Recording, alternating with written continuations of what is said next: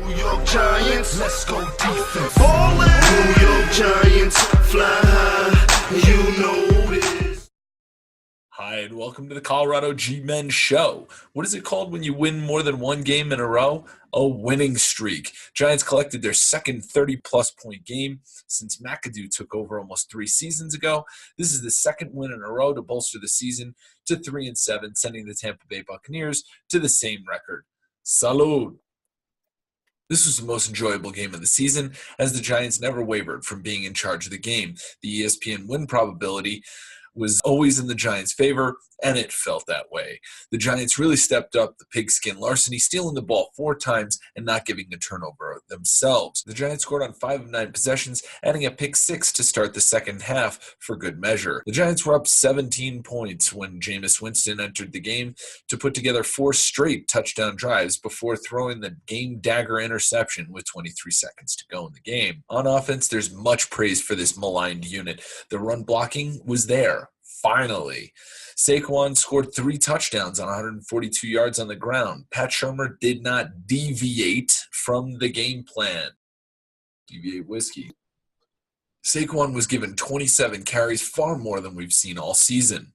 Odell Beckham had a comfortable night with 74 yards on 4 receptions and a touchdown. Eli looked amazing with one of his most efficient games of his career, going 17 of 18 passes with 231 yards and 2 touchdowns. His only incompletion was a great throw on a wheel route that Saquon Barkley just turned the wrong way. Eli's passer rating for the game was 155.8. For some perspective, the passer rating system is on a scale from 0 to 158.3, and Eli ended up with 155.8. The offensive line, as I said earlier, did really well in run blocking, but the pass blocking was, well, hit or miss. Eli was either getting hit or he had lots of time to throw the ball. There were 4 sacks on the day, plus 5 QB hits. That means Eli was hit on 9 of his 22 passing plays. All this means that if you give Eli enough time, he's still an elite quarterback. D played very well against Ryan Fitzpatrick, holding him to 47.2 passer rating and 3 interceptions. The biggest thing is they stole the ball 3 times to be exact, with Fitz running the plays.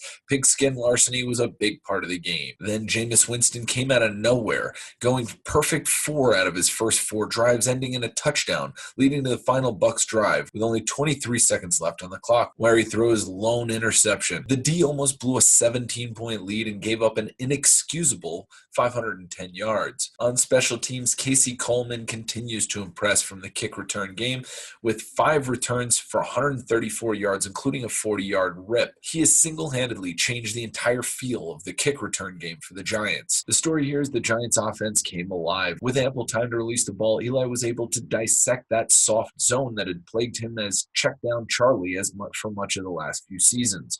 While Tampa doesn't get to the quarterback very well, they were 23rd in the NFL with 21 sacks coming into the game. JPP did have something to prove and did manage to get 2 sacks of Eli, leaving him single-handedly 1 sack behind the entire Giants team over the season. Shurmur said at the beginning of the season the Giants will do as well as the O-line will allow them to. A real test will be this upcoming week with a team that prides themselves on the ferocious front 4, the Eagles. If the line can hold up here, it is a great sign of things to come. Playoffs? You want to talk about playoffs? Holy crap, the Giants are back in the hunt. Not close, but in the hunt. Cowboys and Redskins play today. Happy Thanksgiving. That'll have a huge impact on the Giants' ability to get into the NFC East divisional race. If the Cowboys and Giants win this week, the Giants will only be 2 games out of the divisional lead. The Cowboys are 7-point favorites, with Alex Smith ending his season last week with 2 broken bones in his leg. The Giants, however, still need to prove themselves to Vegas as they're 5.5-point dogs in Philly on Sunday. Thank you, everyone, for watching the Colorado G-Men Show. We'll be at the Tavern in Platt Park in Denver, the Lazy Dog in Boulder, and the Good Company Bar in Colorado Springs. We'll watch every single game there. Don't forget to subscribe, and go Giants!